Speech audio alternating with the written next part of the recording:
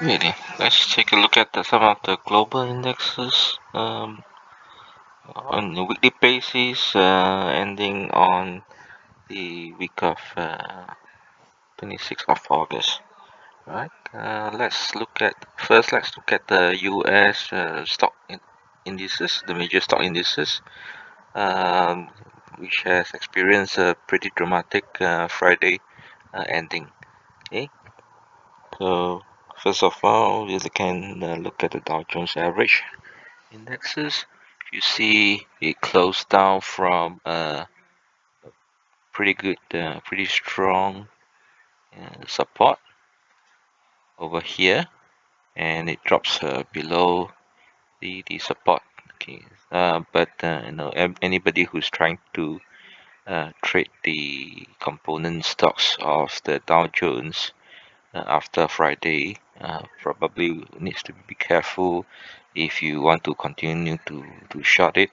Okay, because if you um, the stop loss which is better placed around here, right above the re- the support line. Okay, the previous support line is too far away. So if you're planning to open a short position after last Friday, then the stop loss could be quite far away, and the amount of stop loss would not be quite appealing.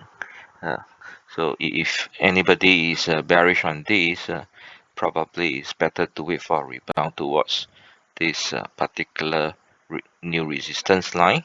Okay, and before you initiate a short position. Same thing with the S&P 500. Okay. The S&P 500 is in a way is weaker than the Dow Jones, because if you see the uh, sup- previous support line over here, okay, it actually did not manage to close above it, unlike the Dow Jones, um, and it's already started to retrace from it. So this is a pretty weak one. But there's a likelihood of the some rebound when the interest rate goes up, since S&P 500 has quite a lot of the financials which will benefit from the higher interest. Now, in terms of technology, of course, the Nasdaq be a very the in Nasdaq Composite would be a very good index to look at in terms of what trades want to follow. Now this is actually a pretty strong support line which has been broken through um, last week. All right.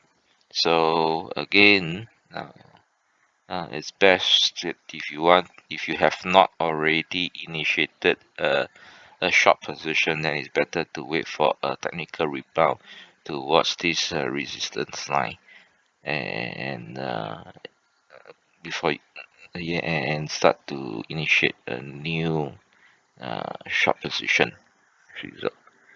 Okay. Now going into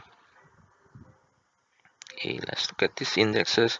Now if you want, we can look at the CBOE volatility for what's going to come up next.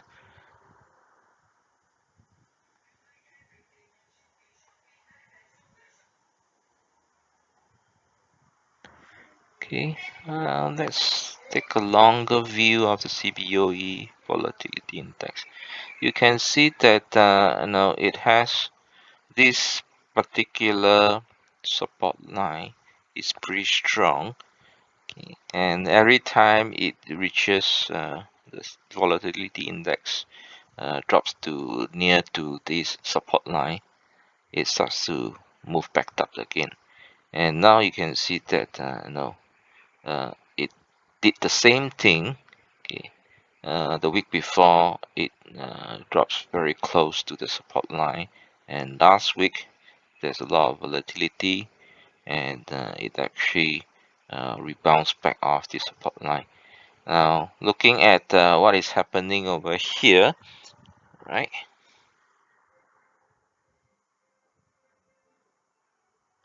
Okay, if we draw a line, now we have some kind of oops.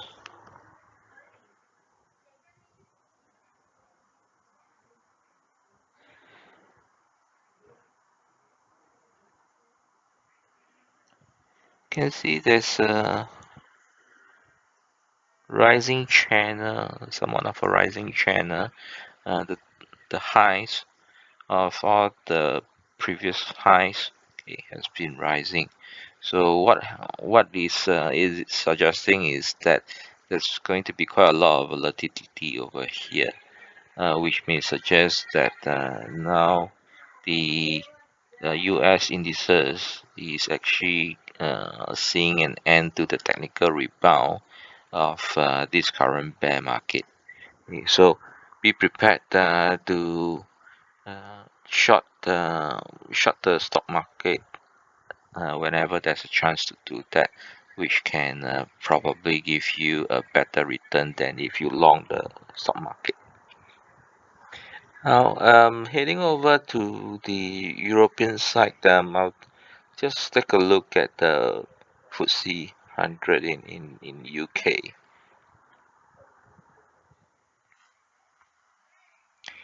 All right, as you can see, FTSE 100 has reached, so far it has now it has reached the highs over here, and every time it reaches this position, it actually uh, retraces back from this particular high position. Now, last week it sees a big drop over here. Okay, so as a result, if we look at these,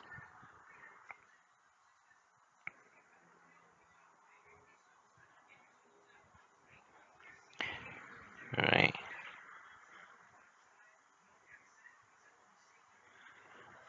it's forming a lower highs. Okay, and which suggests that we've got quite a bit of bearish momentum going on down here. So if anybody wants to initiate a short position, then of course over here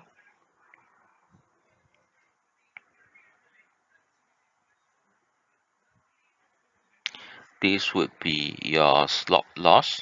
Okay, if you are going to initiate a short position over here, and now as you can see